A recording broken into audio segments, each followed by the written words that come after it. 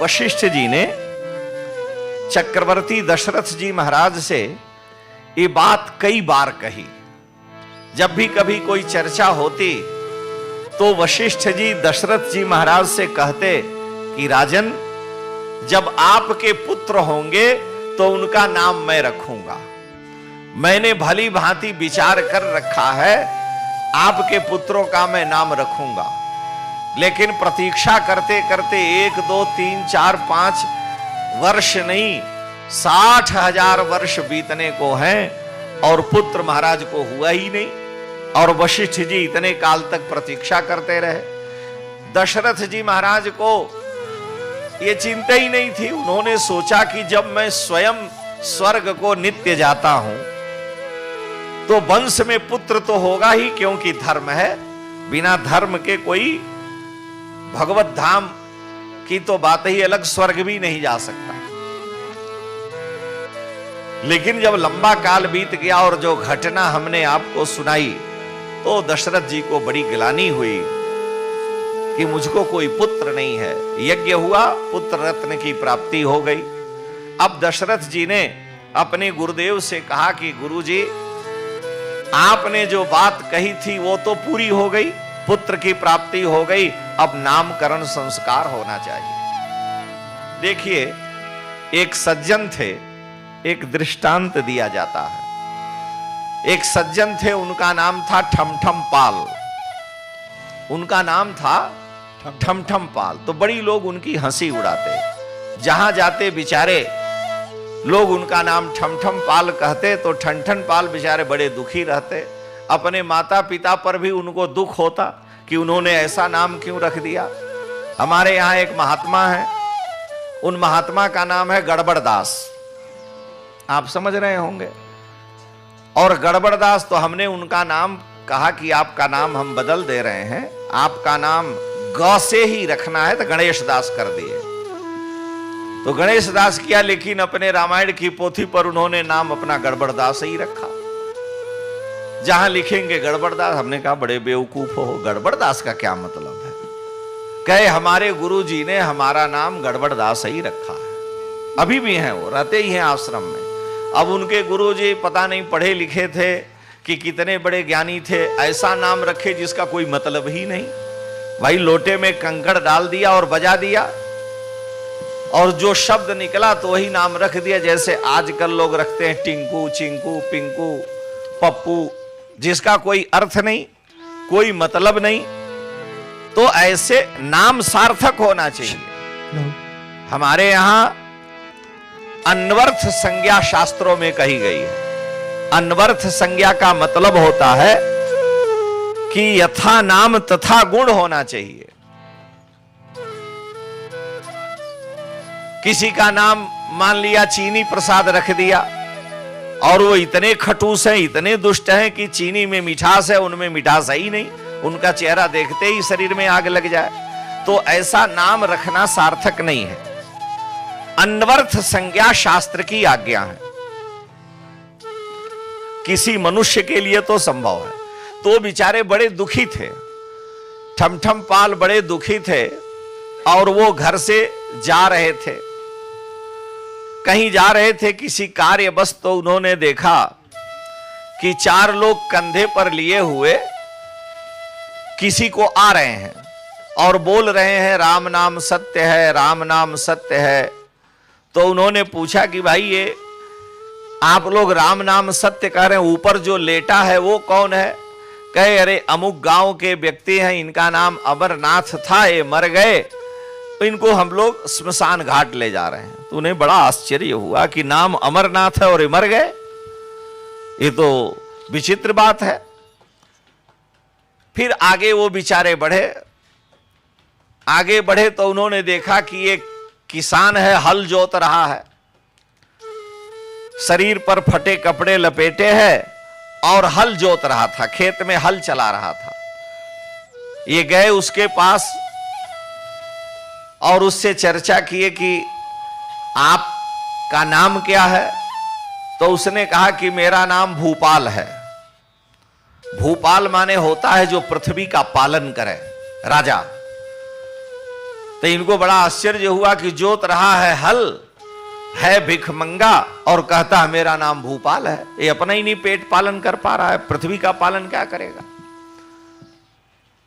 और आगे थोड़े गए तो देखा एक बाग में गायों के चर लेने के बाद गाय के सूखे कंडे पड़े हैं। गाय के गोबर जो सूख जाते हैं तो हमारे यहां उसे कंडा बोलते हैं, उपला बोलते हैं। आपके यहां क्या बोलते हैं हम नहीं जानते। गोईठा, गोईठा, गोईठा, हाँ गोईठा बिहार में भी बोलते हैं। तो वो गोईठा बेचारे बीन रहे थे,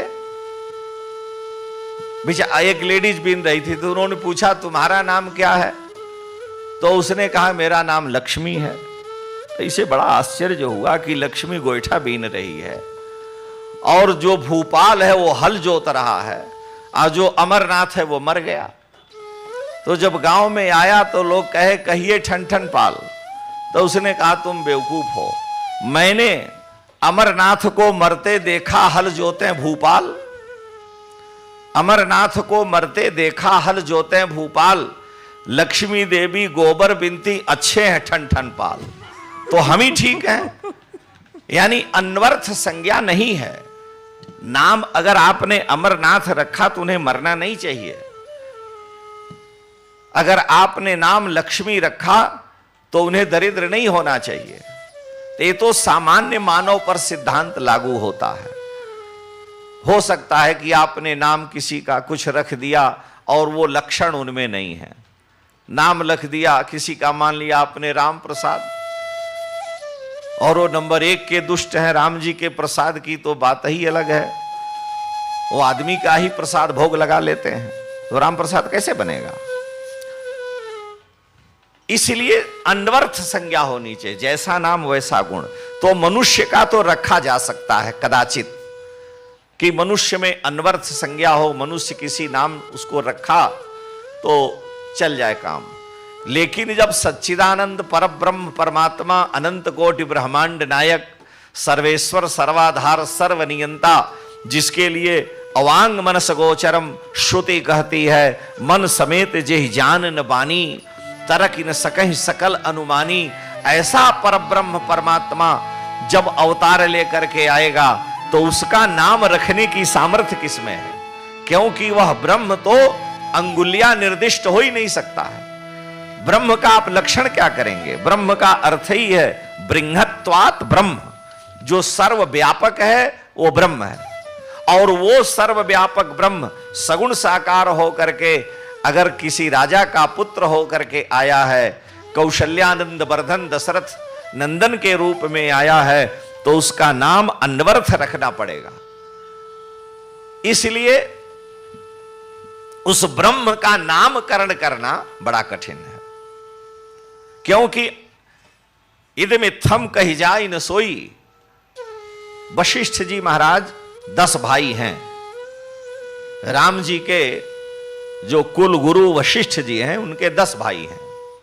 आप लोग भागवत में सुने होंगे, मरीचि, भृगु, अंगिरा, पुलस्त्य, पुलह, क्रतु, दक्ष, नारद, वशिष्ठ आदि 10 पुत्र हैं। ये 10 सृष्टि के कर्ता ब्रह्मा जी के मानस पुत्र हैं। ब्रह्मा जी ने संकल्प किया और उनके संकल्प से बिना स्त्री पुरुष के संबंध के जो सृष्टि हुई वो सृष्टि मानसिक सृष्टि कही गई।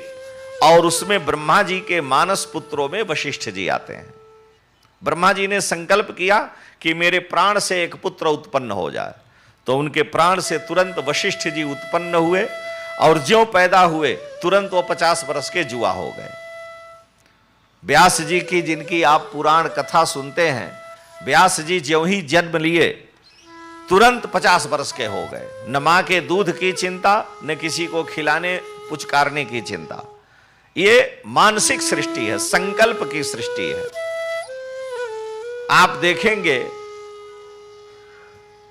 अगर आपके यहां कहीं गोबर छिपा के रख दिया गया, गाय का गोईठा गोबर, तो उसमें स्वाभाविक ऑटोमेटिकली बिच्छू पैदा हो जाता है। वहां कहीं कोई सृष्टि का कर्म नहीं, क्योंकि वो वस्तुएं ऐसी हैं, या तो उसमें कोई रासायनिक प्रतिक्रिया होती होगी तो वशिष्ठ जी को जब ब्रह्मा जी ने अपने संकल्प से उत्पन्न किया, भृगु जी से कहा कि तुम मेरे पुत्र हो, तुम्हें यज्ञ करना है। पुलस्त्य जी से कहा कि आपका काम है आकाश के समान सर्वव्यापकता जो कर्ण में है, कान से उत्पन्न हुए और शब्द शास्त्र का तुम्हें पंडित होना है। क्रतु से कहा कि तुम्हें यज्ञ आदि का विशिष्ट जो तत्व है उसका निर्वचन करना है। दक्ष से कहा कि तुम्हें संतान की वृद्धि करनी है। नारद को आदेश दिया कि तुम्हें भक्ति मार्ग में लोगों को लगाना है। सबको उन्होंने एक एक आदेश दिया यज्ञ कर्म और विभिन्न कर्मों को करने का। लेकिन जब वशिष्ठ जी की बारी आई तो ब्रह्मा जी ने वशिष्ठ जी से कहा कि हे पुत्र, तुम्हें पौरोहित्य कर्म करना है। पौरोहित्य कर्म माने पंडिताई, पुरोहिताई, यजमान का पूजा पाठ कराना, उसके हर प्रकार के दान को लेना, जीने में भी मरने में भी विवाह में भी हर शुभ कर्म में जो यजमान के ब्राह्मण कर्म का संपादन कराते हैं उनको हमारे यहां की भाषा में पुरोहित कहते हैं। पुरोहित शुद्ध अर्थ पुरोहित का होता है। पुर माने आगे और हित माने मंगल करने वाला, कल्याण करने वाला। तो पुरः अग्रे यजमानस्य हितम कल्याणम करोति इति पुरोहितः। जो आगे चल करके यजमान का हित करे, मंगल करे, वो पुरोहित है। महाभारत में लिखा है, केवल हम संकेत दे रहे हैं कि अर्जुन, भीम, नकुल, सहदेव, उनकी माता कुंती वन वन में भटक रहे हैं और जहां जा रहे हैं वहीं संकट आ रहा है। हिडिंब दैत्य मिलता है, दुर्वासा जी आ जाते हैं, बड़े बड़े संकट हैं। एक दिन कुंती को बड़ी तेज प्यास लगी। युधिष्ठिर तुरंत अपनी मां के लिए जल लेने गए। जिस सरोवर पर जल लेने गए उस सरोवर से आवाज आई कि बिना मेरी आज्ञा के तुम जल नहीं ले सकते हो। युधिष्ठिर ने कहा बोलो क्या आज्ञा? कहा पहले मुझसे युद्ध करो। युधिष्ठिर जी लौट आए। भीम गए। भीम ने कहा बिना मेरी आज्ञा के जल नहीं ले सकते। भीम से उसने कहा, जल के देवता ने कहा हमसे युद्ध करो। भीम सोचे मां प्यासी मर रही है और ये इसके युद्ध करेंगे, तब तक पता नहीं क्या होगा। नकुल गए, उनसे भी यही कहा, लौट आए। सहदेव गए, लौट आए। बाद में मां को अपनी गोद में लिए हुए अर्जुन उनका सिर रखे थे। युधिष्ठिर ने कहा अर्जुन तुम जाओ। तो मां को भीमसेन की गोद में उनका सिर रख दिया। प्यास से तड़प रही थी। अर्जुन गए, जाकर के सरोवर से जल लेने का ज्यों प्रयास किए तो आवाज आई, कहा कि बिना मेरी आज्ञा के जल नहीं ले सकते। अर्जुन ने पूछा तुम कौन हो? तो उसका स्वरूप दिखने लगा, जल से वो निकल के प्रकट हुआ। उसका नाम था चित्रसेन गंधर्व। चित्रसेन था। उसने कहा इस सरोवर का मैं स्वामी हूं, मेरी बिना आज्ञा के अगर आप जल लेते हो तो आपको दोष पाप लगेगा।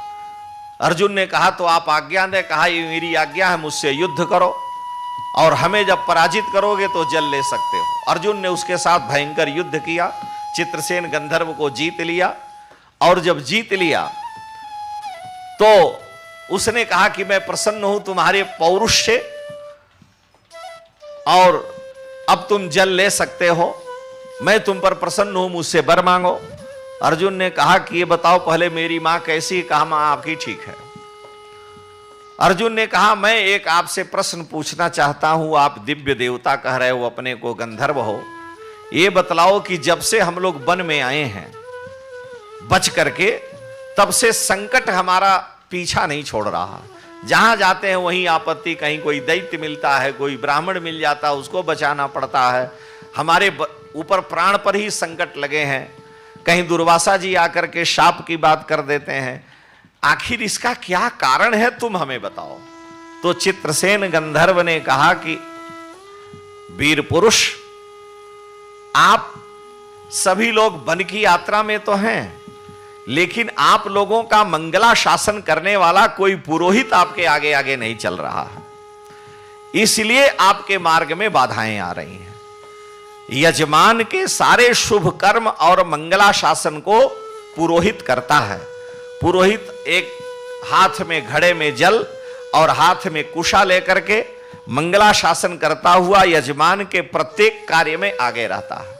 तुम लोगों के पास कोई पुरोहित नहीं है, इसलिए जगह जगह संकटों का सामना करना पड़ता है। कोई ब्राह्मण मिले उसे पुरोहित बनाइए और वो फिर तुम्हारा मंगल करेगा। तो अर्जुन वन में गए, वहां ढूंढे तो उनको एक धौम्य नाम के ऋषि मिले मां को जल पिलाने के बाद, और धौम्य ऋषि की शरण में जाकर के उनसे प्रार्थना किया। तो धौम्य ऋषि ने पांडवों का पौरोहित्य होना स्वीकार किया और पांडवों के पुरोहित बन करके वो हाथ में कुशा और वेद मंत्रों का उच्चारण करके जल लेते हुए आगे चलते हैं वन की यात्रा में, और पांडवों के संकट का निवारण होता है। तो पुरोहित का अर्थ ही होता है यजमान के आगे आगे चल करके उसके सारे शुभ कर्म का संपादन करना। लेकिन तुलसीदास जी ने लिखा है कि पौरोहित्य कर्म अति मंदा। पौरोहित्य कर्म, पंडिताई पुरोहिताई कर्म कलिकाल में बड़ा निंदित है। हम लोगों के यहां शादी विवाह होता है, 5 लाख का बैंड बाजा निश्चित कर दिया जाता है, 5 लाख नाचने वाली को दे दिया जाता है और 10-5 लाख खाने पीने में खर्च हो जाता है। लेकिन सबसे शुभ कर्म विवाह, अग्नि को साक्षी दे करके 2 वंश को जो जोड़ना है, उसको कराने वाले पंडित जी हैं, उनको 5,000 देने में जजमान 100 बार सोचता, उसकी छाती फटने लगती है कि पंडित जी आप 5,000 लोगे, डाकू हो, इतना ज्यादा मांग रहे हो। बताइए, खाने में 10 लाख, बाजा बजाने में 5 लाख, नाचने वाली को 5 लाख, लेकिन पंडित जी को 5,000 देने में भी उसको 100 बार सोचना पड़ता है। तुलसी लिख रहे हैं, महाराज जी जानते हैं ग्वालियर के पास एक करह स्थान है, वहां के बड़े सिद्ध महात्मा थे रामदास बाबा। लगभग 15 वर्ष हुआ उनका शरीर छूट गया। 100 वर्ष की आयु में से अधिक वो थे, उन्होंने शरीर छोड़ा। उन्होंने आशीर्वाद दिया। झांसी का उनका एक शिष्य था, तो लगभग 40 वर्ष की अवस्था में उसको पुत्र हुआ। बहुत बड़ा संपत्ति वाला था, लेकिन वंश नहीं था। महाराज जी ने आशीर्वाद दिया, उसको पुत्र हुआ। तो पुत्र के प्रथम जन्मदिन पर उसने महाराज जी को 1 वर्ष बाद बुलाया, बड़ा उत्सव किया, नाना प्रकार के नाच गाने हुए, वहां नाचने वाली भी आई, बजाने वाले भी आए। महाराज जी को एक आसन दे दिया, बड़े दुखी थे कि कहां पड़ गए चक्कर में। बाद में उसने सबको विदाई की, नाचने वाली को 300-300 रुपए दिया, अब महाराज जी को 30 रुपए और एक मार्किन का सूती कपड़ा दे दिया और उनको अन्य कपड़े दिए। तो बड़ी प्रसिद्ध हम संतों में चर्चा है उनकी कही हुई बात। महाराज जी ने क्या उस समय कहा, श्री रामदास बाबा करह वाले, कि आंखें फूटी जगत की, आंखें फूटी जगत की, कहा करे करतार। भगवान क्या करेगा? आंखें फूटी जगत की, कहा करे करतार, रमजनिया को 300, रमजनिया माने नाचने वाली, आंखें फूटी जगत की, कहा करे करतार, कहा करे जगदीश। हाँ, आंखें फूटी जगत की, कहा करे जगदीश, रमजनिया को 300, रामदास को 30। उसको 300 दिया, हमें 30 ही दिया। ये अंधापन है। यानी ब्राह्मण ने इतने सारे शुभ कर्म धर्म कराए, वो यजमान के सारे शुभ कर्म का अशुभ कर्म का करता धरता है, लेकिन ब्राह्मण को देने में बड़ा दुख होता है। वशिष्ठ जी ने अपने पिता ब्रह्मा जी के चरणों में प्रणाम किया, कहा आपने किसी को यज्ञ करने के लिए कहा, किसी को आपने देवता की श्रेणी में दिया, किसी को आपने वायु के नियंत्रण का आदेश दिया, किसी को भक्ति का आदेश दिया, किसी को सृष्टि बढ़ाने का, और सबसे विचित्र कार्य आपने हमको दिया पुरोहिताई का। सूर्य वंश की पुरोहिताई करो, यजमान का हर प्रकार का दान जैसा भी हो, जीते भी लेना है, मरने भी लेना है। ब्रह्मा जी ने कहा, पुत्र ये बताओ तुम हमारी आज्ञा का पालन करते हो कि नहीं, तुम्हारी क्या इच्छा है? वशिष्ठ जी ने कहा कि पिता की आज्ञा का पालन मैं न करूं, ये तो संभव ही नहीं है। अनुचित उचित विचार तजी, जे पालहि पितु बैन, ते भाजन सुख सुजस के, बसहि अमर पतियन। पिता माने गुरु, पिता माने पिता, पिता माने अपना बड़ा। पिता और गुरु की आज्ञा उचित है या अनुचित है, बिना विचारे उसका पालन करना चाहिए। गुरोराज्ञार अनुकरणीय, गुरु की आज्ञा का सदा पालन अनुकरण करना चाहिए, पिता की आज्ञा का। इसलिए मैं आपकी आज्ञा सिरोधार्य करता हूं, लेकिन मेरे मन में एक विचिकित्सा है, भ्रम है, संशय है कि मेरे लिए ऐसा कर्म आप सौंपे। मुझे कोई दुख नहीं है, आपकी आज्ञा का मैं हृदय से स्वागत करता हूं। ब्रह्मा जी ने वशिष्ठ जी को कहा कि पुत्र, मैंने तुम्हारे मन और भावों को जान लिया है कि तुमने मेरी आज्ञा में किसी प्रकार का संशय नहीं रखा, लेकिन मैं तुम्हें वचन देता हूं कि तुम मेरी आज्ञा का पालन करने के लिए मना नहीं किए, दुखी नहीं हुए। इसलिए मैं तुम्हें यह आशीर्वाद देता हूं कि सूर्य वंश की पुरोहिताई पौरोहित्य कर्म करने का तुम्हें जो मैंने आदेश दिया है, एक दिन ऐसा आएगा कि उसी सूर्य वंश में सच्चिदानंद परब्रह्म परमात्मा अवतार लेंगे और उस ब्रह्म को गोद में खिलाने का सौभाग्य तुम्हें मिलेगा। उस ब्रह्म के कोमल कर कमलों को पकड़ करके धनुर्बाण की शिक्षा देने का सौभाग्य तुम्हें मिलेगा। तुम्हारी पत्नी को उस ब्रह्म को गोद में लेकर के लोरी गाने का सौभाग्य, लोरी सुनाने का सौभाग्य मिलेगा। उस ब्रह्म का नाम क्या रखा जाए यह सौभाग्य तुम्हें मिलेगा। आज तक मैं तुम्हारा पिता हूं, लेकिन उस ब्रह्म के स्पर्श का भी सुख नहीं मिला। गोद लेने की तो बात अलग, लेकिन तुम्हें वह सौभाग्य मिलेगा, तुम मेरी आज्ञा का पालन कर रहे हो। अब वशिष्ठ जी को एक दूसरी चिंता सताने लगी कि गुरु जी ने तो कह दिया, पिताजी ने कह दिया, अब हमें उस ब्रह्म के सूर्य वंश में अवतार लेने पर उनका नाम रखना पड़ेगा। और वेद कह रहा है कि ब्रह्म को अंगुलियां निर्दिष्ट नहीं किया जा सकता। क्यों? कि ब्रह्म की कोई एक संज्ञा नहीं की जा सकती। कोई निर्गुण मानता, कोई सगुण मानता, तो क्या उस ब्रह्म का नाम हो सकता है जो नाम उस ब्रह्म के लक्षण से घटता हो, जो नाम अन्वर्थ हो, यथा नाम तथा गुण हो। वशिष्ठ जी महाराज सप्तऋषियों में आते हैं। वशिष्ठ जी पिता की आज्ञा लेकर के वन में चले गए और जाकर के उन्होंने मेरु पर्वत की कंदराओं में कठोर तप किया। 10,000 वर्ष तप करने के बाद वशिष्ठ जी को जब दिव्य तेज की प्राप्ति हुई तो उनके मन में एक ही ललक थी कि पिता की आज्ञा का मैं पालन करूंगा, लेकिन ब्रह्म का नाम क्या रखूंगा। सामान्य व्यक्ति का नाम रखने में विचार नहीं करना है। महाराज जी कहते थे कि हम लोगों के यहां बता रहे थे कि नाम एक पुकारने का होता है और एक नाम राशि का रखा जाता है। जैसे राम जी का पुकारने का नाम आप जानते हैं, उनके राशि का नाम हिरण्यगर्भ है। शालिग्राम भगवान को भी हिरण्यगर्भ कहते हैं। हिरण्य माने सोना और गर्भ माने गर्भ, तो जिसके गर्भ में सोना हो उसे शालिग्राम बोलते हैं। तो शालिग्राम भगवान हिरण्यगर्भ, तो राम जी का राशि नाम हिरण्यगर्भ है और जो नाम है आप जान रहे हैं। तो वशिष्ठ जी 10,000 वर्षों की तपस्या के बाद जब तेज संपन्न हुए और कोई मार्ग नहीं सूझा, सारे अक्षर ब्रह्म का प्रकाश होने लगा उनके सामने, तो वशिष्ठ जी ने अक्षरानुसंधान किया।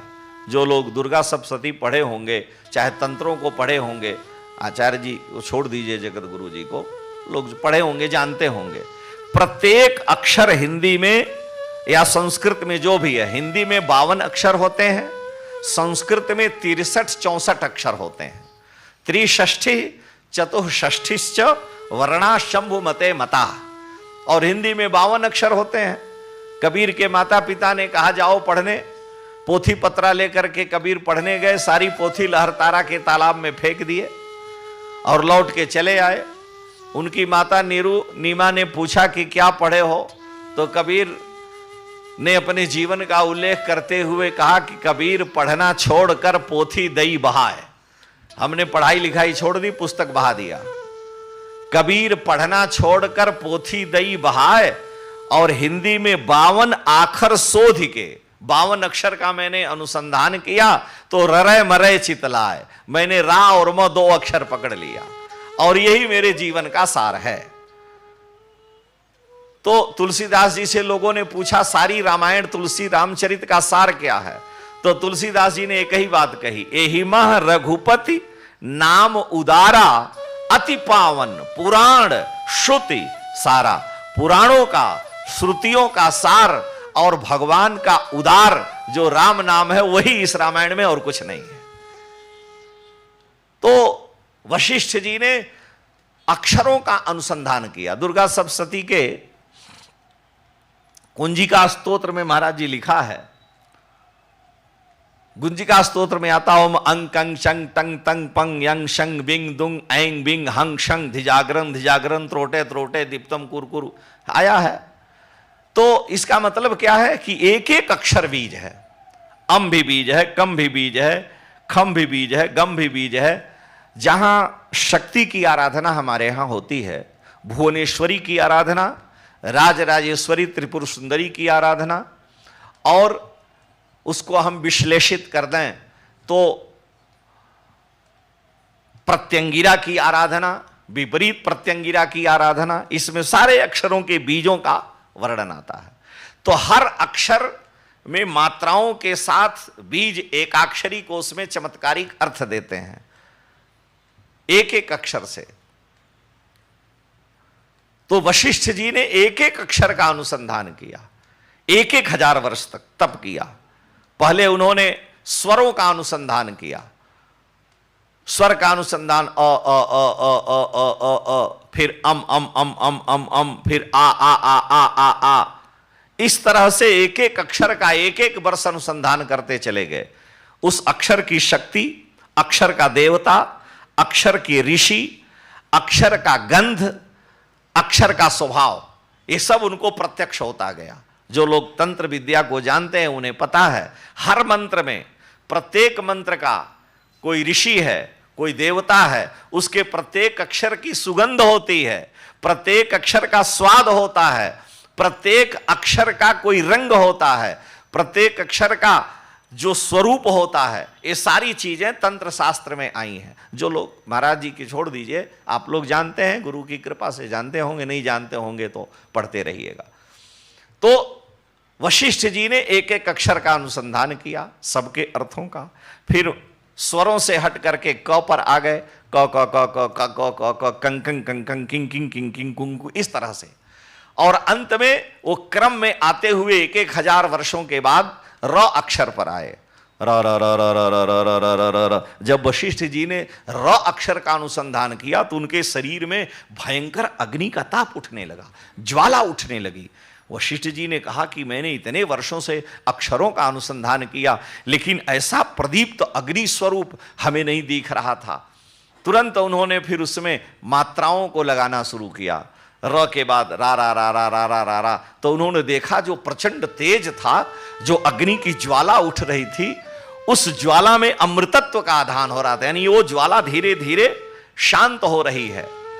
फिर उसमें अक्षरों का अनुसंधान शुरू किया, राक राक राक राक राख राख राख राख राग राग राग राग राच राच, प्रत्येक अक्षर का। और जब उन्होंने म अक्षर जोड़ा तो वशिष्ठ जी को यह लगा कि र आ मात्रा लगाने से ज्यों ही राम बोलते हैं तो प्रचंड अनंत अनंत अग्नि प्रकट हो करके और उस ज्वाला को शांत करने के लिए दिव्य वहां आनंद आ रहा है, और मौ ने उन सबको भस्म करके अमृत की वर्षा कर दी। ये श्री वशिष्ठ जी को जब मिला तो उन्होंने निर्णय किया कि ब्रह्म का यही नाम हो सकता है, क्योंकि जीव के अनंत अनंत जन्म के जो पाप हैं, जो भी कहीं दोष हैं, उसको जलाने की सामर्थ्य र अग्नि बीज में है, और आकार उसको भस्म करके उसमें दिव्य आनंद और मकार अमृतत्व की वर्षा करने वाला है। यानी जीव अनंत अमृतत्व को इसी राम नाम से पा करके पूर्व के अक्षर से अपने अनंत पापों को धो डालेगा। वशिष्ठ जी ने निर्णय किया कि उस ब्रह्म का नाम राम हो सकता है। सप्तर्षियों की सभा में वशिष्ठ जी उपस्थित हुए तो सारे ऋषियों ने, जो सप्तर्षि हैं आप जानते हैं, वशिष्ठ जी से पूछा कि आप इतने वर्षों तक कहां थे। ऋषियों की आयु बड़ी लंबी होती है। हमारी आयु अगर 100 वर्ष है तो मनुष्य की आयु से देवताओं की गणना अगर की जाए तो 100 दिन देवताओं का होता है। हमारे लिए जो 100 वर्ष है वो देवताओं का 100 दिन होता है। मनुष्य के 1 वर्ष देवता का 1 दिन, 6 महीने का उत्तरायण, 6 महीने का दक्षिणायन। और देवता अपनी आयु से 100 वर्ष प्राप्त करते हैं और देवताओं की आयु से भी लंबी ऋषि मुनियों की, ब्रह्मादिकों की आयु है। आप धर्मशास्त्र में पढ़ते हैं, सुनते हैं। मनुष्य की आयु 100 वर्ष है। कलयुग की आयु 4,32,000 वर्ष है। द्वापर की आयु 12,64,000 वर्ष है। द्वापर की आयु 8,64,000 वर्ष है। त्रेता की आयु 12,96,000 वर्ष है और सतयुग की आयु 17,28,000 वर्ष है, संध्या संध्यांश मिला करके। और चारों युगों की आयु मिला करके 43,20,000 वर्ष होता है। 43,20,000 वर्ष की एक चतुर्युगी होती है। और हम लोग संकल्प करते हैं तो कहते हैं अष्टाविंशतितमे कलयुगे। ये 28वां कलयुग चल रहा है। इसका मतलब इससे पहले 27 बार सतयुग, त्रेता, द्वापर, कलयुग बीत गए और एक चक्कर में 43,20,000 वर्ष हुआ तो मल्टीप्लाई 71। 43,20,000 में जब 71 का गुणा कर दीजिए कुछ और अंश ले करके तो ब्रह्मा जी का इतना बड़ा, तो एक चतुर्युगी, तो एक मनवंतर हुआ, एक मनु का काल हुआ। और जब 14 मनु समाप्त हो जाते हैं तो 1000 चतुर्युगी बीतती है। 14 बार इंद्र मर जाते हैं। एक चतुर्युगी 1000 की चतुर्युगी जब पूरी होती है तो ब्रह्मा जी का एक दिन होता है 12 घंटा और उतनी बड़ी ब्रह्मा जी की रात होती है। उसको कल्प बोला जाता है। 4,32 करोड़। तो ब्रह्मा जी का एक दिन 4,32 करोड़ का, अब फिर मल्टीप्लाई 100, उतना तो उतनी आयु ब्रह्मा जी की हुई। एक दिन हुआ फिर 365, फिर उसके अनुसार आपको जोड़ घटाना करते रहिए। हमको जो कहना है वो हम कह रहे हैं। ब्रह्मा जी अपनी आयु से 100 वर्ष जीते हैं और जब ब्रह्मा जी की 100 वर्ष की आयु पूरी हो जाती है तो लोमस ऋषि अपने छाती का एक बाल तोड़ के गिरा देते हैं, क्योंकि अब ब्रह्मा जी मर गए तो कम से कम बाल बनवावें। हमारे यहां है कि भाई छौर कराना चाहिए, तो रोज लोग मर रहे हैं तो कितना छौर कराएंगे। तो उनके शोक में लोमस ऋषि अपनी छाती का एक बाल तोड़ करके गिरा देते हैं। इसलिए उनका नाम ही लोमस है। लोमानी रोमाणी शीर्यते यस्य सलोमशः। जिसका रोआ ब्रह्मा जी के आयु पूरी होने पर टूट करके गिर जाता है। और गजब की बात यह है कि वो लोमस ऋषि चिरंजीवियों से भी आगे हैं। चिरंजीवियों की आयु तो कम है। लोमस ऋषि ब्रह्मा जी के बाद भविष्य पुराण में लिखा है, ब्रह्मांड पुराण में भूल गए, ब्रह्मांड पुराण में लिखा है हनुमान जी के लिए भविष्यत ब्रह्मणे नमः। भविष्य में हनुमान जी ब्रह्मा होंगे। इतनी लंबी आयु का क्रम ब्रह्मा जी का है और लोमस ऋषि उससे भी लंबी आयु के हैं। एक दिन लोमस ऋषि भगवान नारायण के पास गए, चरणों में प्रणाम किया, कहे इतनी लंबी आयु पा करके हम ऊब गए। भगवान ने कहा हम जानना चाहते हैं कि आप सिर पर चटाई लेकर क्यों चल रहे हो। श्री लोमस ऋषि हर समय हाथ में कमंडल और सिर पर चटाई लिए चलते हैं।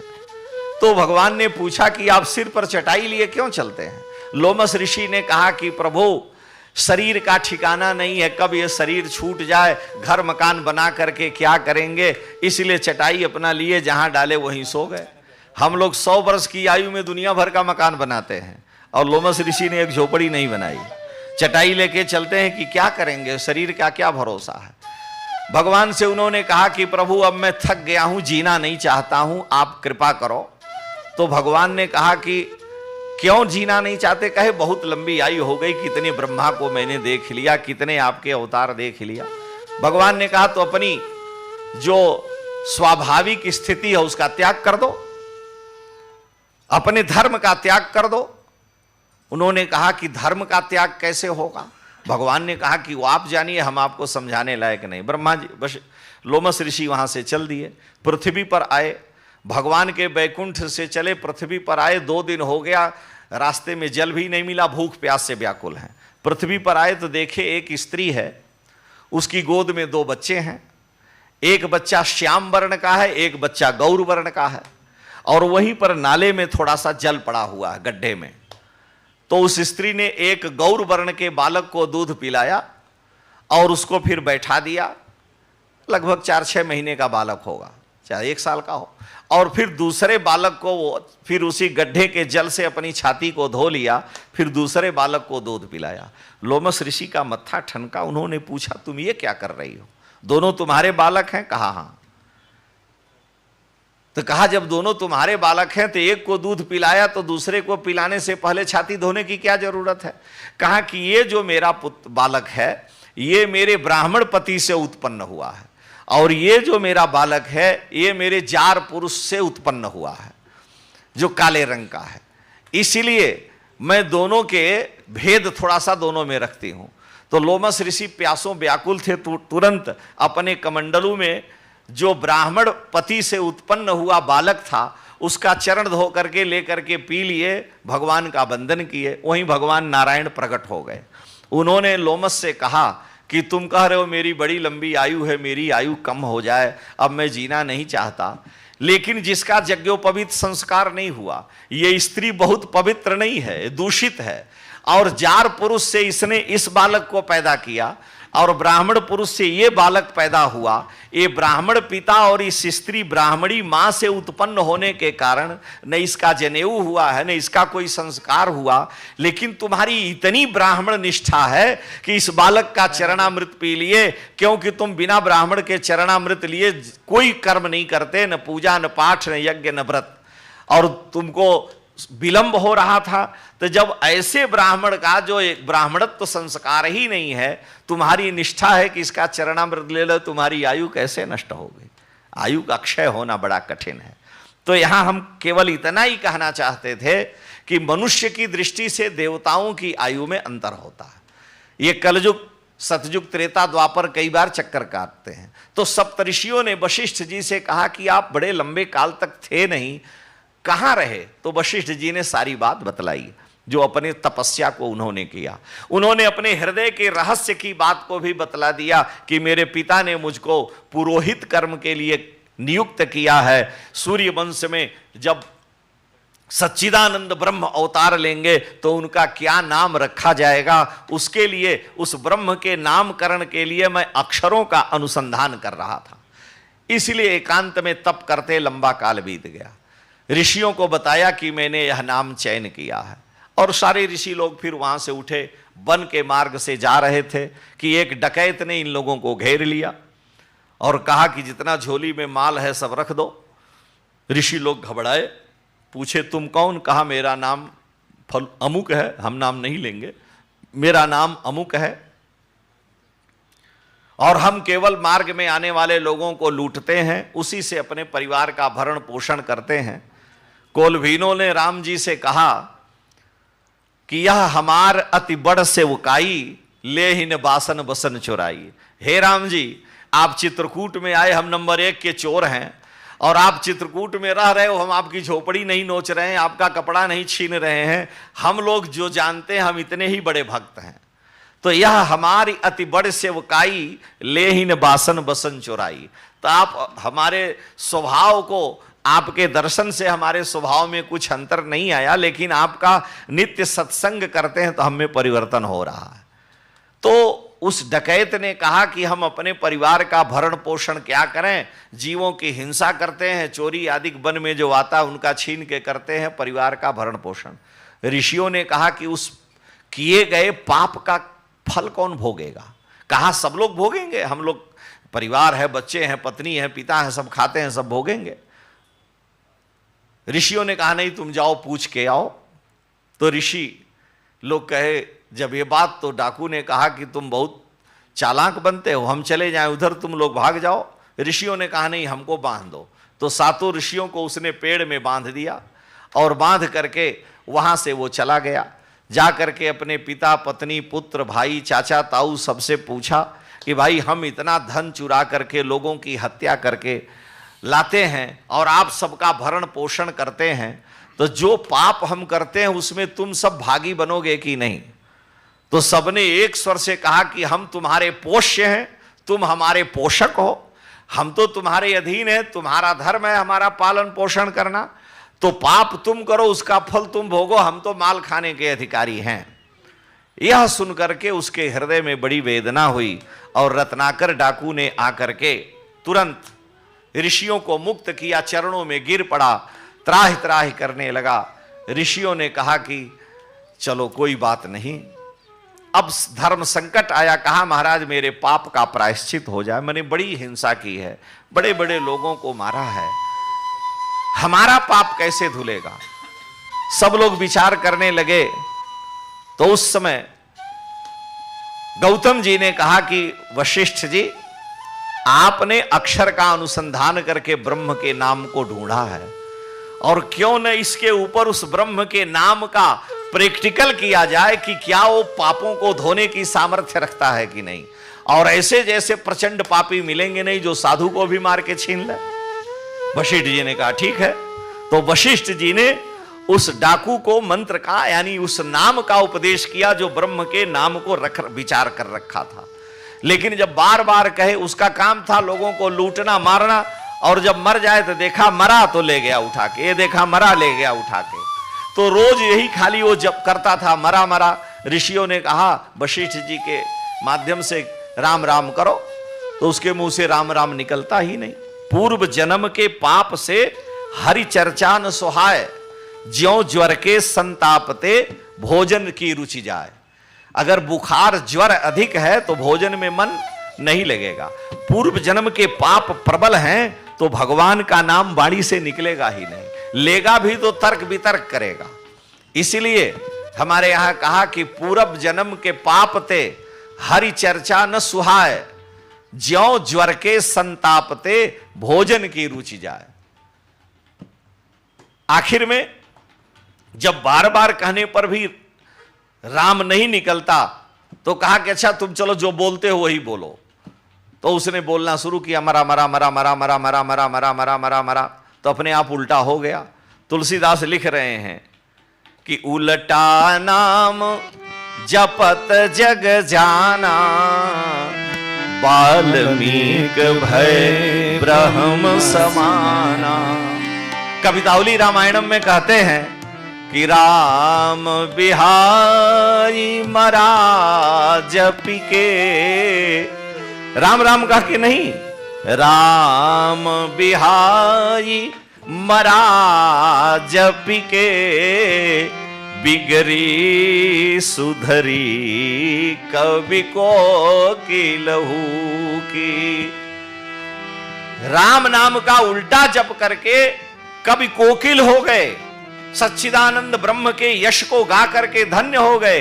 ये राम नाम का उल्टा प्रभाव था और उसका प्रैक्टिकल हो गया कि अनंत पाप र अग्नि बीज से जल गया, और जो कुछ शेषत्व था उसमें आनंद का संवर्धन आकार ने किया। मकार ने जब अमृतत्व दे दिया तो वाल्मीकि ब्रह्म ऋषि हो गए। ऋग्वेद में वम्री शब्द का प्रयोग है।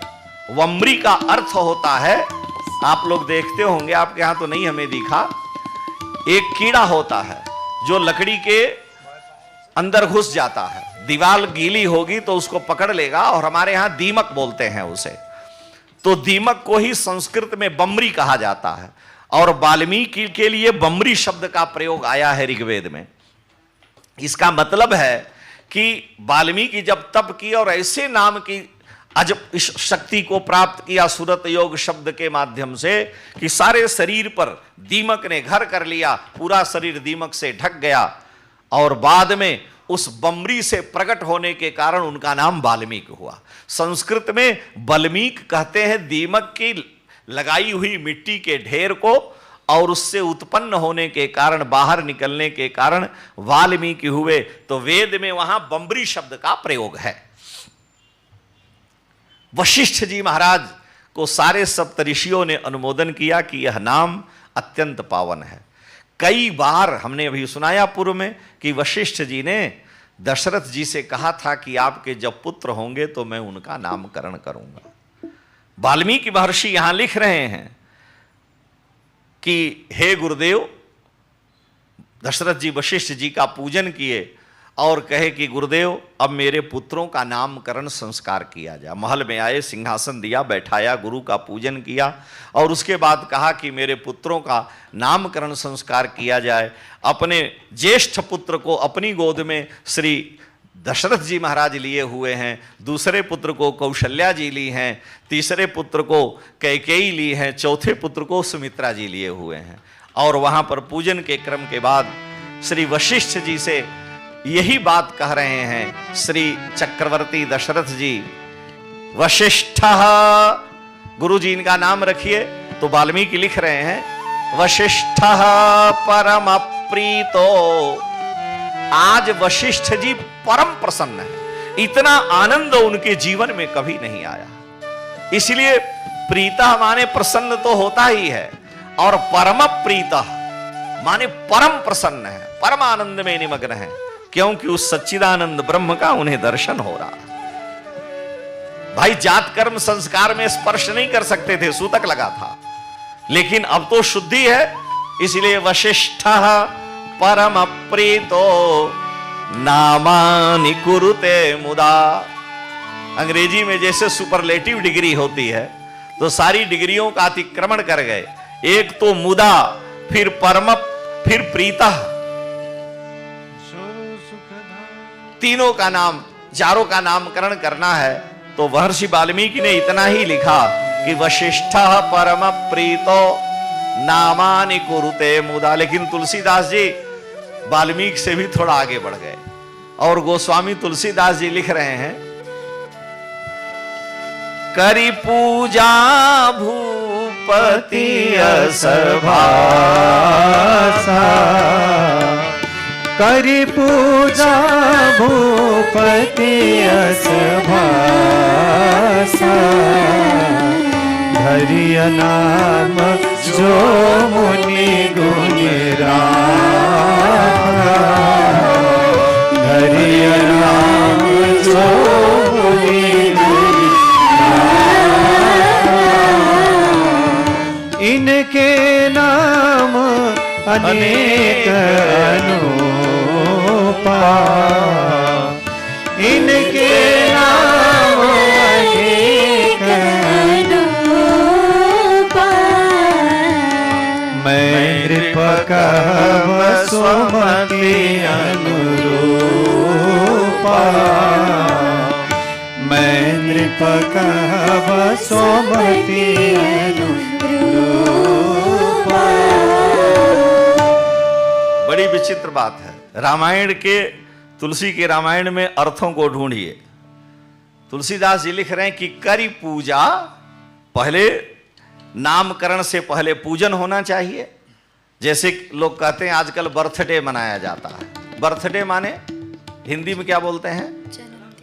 जन्मदिन। तो जन्म तो एक ही दिन हुआ, वो जन्मदिन तो कभी आना नहीं है, तो जन्मदिन मनाने का कोई मतलब ही नहीं है। भाई अगर आपका जन्म हुआ, मान लिया 10 जनवरी को आपका जन्म हुआ, 10 जनवरी, या आपके यहाँ गते बोलते हैं, तो 10 जनवरी अगर 24 को जन्म हुआ किसी का, तो क्या 10 जनवरी 24 फिर आएगा? तो जन्मदिन मनाना बेकार है। हमारे यहां शास्त्र की आज्ञा है, जन्मदिन तो जन्म एक ही दिन होगा, जन्मदिन नहीं मनाया जाता, वर्धापन महोत्सव मनाया जाता है। उसको क्या बोलते हैं? वर्धापन। यानी आज 1 वर्ष की वृद्धि को प्राप्त किया। चिरंजीवियों का हम स्मरण करते हैं कि हमारा बालक प्रतिवर्ष वृद्धि को प्राप्त करे, इसके बुद्धि का, इसके ज्ञान का वर्धापन होता रहे। और वो बिगड़ करके अंग्रेजी कि हम गुलामियत स्वीकार किए, तब वो बर्थडे हो गया। अरे बर्थडे होवे नहीं करेगा दोबारा। तो उसको वर्धापन महामहोत्सव, महाराष्ट्र में वर्धापन, दक्षिण में वर्धापन बोलते हैं, तो वर्धापन महोत्सव बालक का मनाया जाता है 1 वर्ष के बाद। यहां पर तुलसीदास कह रहे हैं वशिष्ठ परम, वाल्मीकि जी कह रहे हैं वशिष्ठ परम प्रीतो नामानि कुरुते मुदा। तुलसी लिख रहे हैं कि करी पूजा, वशिष्ठ जी की आज्ञा से श्री दशरथ जी ने विधि पूर्वक पूजन किया। करी पूजा भूपति अस भाखा। दशरथ जी ने ऐसा कहा। दशरथ जी ने पूजन करने के बाद क्या कहा? आगे की लाइन, धरिय नाम जो मुनि गुण राखा। हे गुरुदेव, हे मुनिवर, धरिय नाम, मेरे पुत्रों का नाम अब आप रखिए। लेकिन आगे कह रहे हैं जो गुण राखा, जिसका आपने विचार कर रखा है। वर्षों से जिस नाम की आपने हमसे चर्चा की, आज तक बताया नहीं। अब हमारे पुत्रों का नाम, लोग कहते भाई गुणों का विचार कर लीजिए। आपने विचार करके कुछ गुण दोष देखा है कि बिना विचारे कुछ बोल रहे हैं? व्यवहार में लोग बोलते हैं। तो वशिष्ठ जी कह रहे हैं कि धरिय नाम जो, दशरथ जी कह रहे हैं कि धरिय नाम जो मुनि गुण राखा। हे मुनिवर, हे गुरुदेव, जो आपने गुण रखा है, विचार कर रखा है, वर्षों सी तपस्या के बाद आपने मेरे लाल के नामकरण के लिए जो निर्णय ले लिया है, अब मेरे पुत्रों का नामकरण संस्कार करिए। यानी वशिष्ठ जी ने दशरथ जी को बता रखा है कि जब आपके यहां प्रभु आएंगे, बालक का जन्म होगा, अवतार होगा, तो मैं उनका नाम पहले से चयन किया हूं और उस नाम का मैंने प्रयोग करके ये जान लिया है कि अनंत पापों को धोने की सामर्थ्य अगर किसी नाम में है तो वह आपके पुत्र का ही नाम होगा। और फिर वशिष्ठ जी नामकरण करने लगे। जो आनंद सिंधु सुख राशि, जो आनंद सिंधु सुख राशि, स्वीकरते त्रैलोक सुपासि, स्वीकरते त्रैलोक सुपासि। सो सुख धाम राम असनामा, सो सुख धाम राम असनामा, अखिल लोक दायक विश्रामा, अखिल लोक दायक विश्रामा। आप लोग बताइए, सुख का विपरीत क्या होता है? दुख। हानि का विपरीत लाभ। आनंद का विपरीत, आनंद का विपरीत आनंद कैसे होगा? संताप। अरे सुख का विपरीत दुख हुआ तो आनंद का विपरीत संताप कैसे होगा? ताप का विपरीत संताप होगा। ताप है संताप माने दुख, तो सुख का विपरीत दुख, संताप पर्यायवाची। आनंद एक ऐसा शब्द है जिसका कोई पर्यायवाची नहीं है। आनंद का पर्यायवाची कुछ है ही नहीं। आनंद का कोई विपरीत होता ही नहीं है। यह बड़ी विचित्र बात है। और श्रुति, वेद भगवान कह रहे हैं आनंदम ब्रह्म, आनंद ही ब्रह्म है।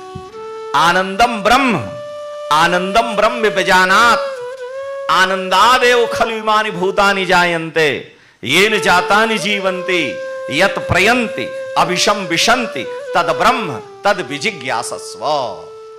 वही ब्रह्म है, ये वेद भगवान कह रहे हैं। आनंद ब्रह्म है, आनंद से ही संसार उत्पन्न होता है, आनंद से ही सबका पालन होता है, आनंद में ही सारे लय को प्राप्त होते हैं। इसलिए आनंदम ब्रह्म व्यजानात, उस आनंद ब्रह्म को जानने का प्रयास करना चाहिए। श्री महाराज जी उसी आनंद ब्रह्म की खोज में, और आप सबको सुबह 6 बजे से 8 बजे तक पूर्ण रूप से मंत्र का अनुसंधान कराते हैं। ये आनंद ब्रह्म श्रुति कह रही है, रमन्ते योगिनो नन्ते सत्यानंदे चितात्मनि, रमन्ते योगिनो नन्ते योगिनः अन्ते सत्यानंदे चिदात्मनि इति राम पदेना सौ परब्रह्म अभिधीयते। बड़े बड़े योगी, भक्त योगी, कर्म योगी, ध्यान योगी, जप योगी, हठ योगी, सारे योगी, योगी शब्द यहां विशेषण शून्य है। सारे उसमें जुड़ जाएंगे। तो रमन्ते योगिनः अन्ते सत्यानंदे चिदात्मनि। ब्रह्म का लक्षण है सत्यम ज्ञानम अनंतम ब्रह्म। तो सत्यानंद चिदात्मा, जो सतचित आनंद है, उस ब्रह्म में अंत में सारे भक्त ज्ञान ध्यान योगी रमण करते हैं, उसी में आनंद का प्राप्त अनुभव करते हैं। वो रमन्ते योगिनः अन्ते सत्यानंदे चिदात्मनि, वो है कौन? इति राम पदे नासौ, असौ इति राम पदे न अभिधीयते। उस अनंत ब्रह्म को राम कहा गया, वेद भगवान कह रहे हैं। और श्रुति कह रही है आनंदम ब्रह्म, और वो आनंद ब्रह्म कौन है? श्री राम है। और तुलसी उसका एज इट इज अनुवाद कर रहे हैं कि जो आनंद सिंधु सुख राशि, जो आनंद सिंधु सुख राशि, स्वीकरते त्रैलोक सुपासे, स्वीकरते त्रैलोक सुपासे। जो आनंद के समुद्र हैं,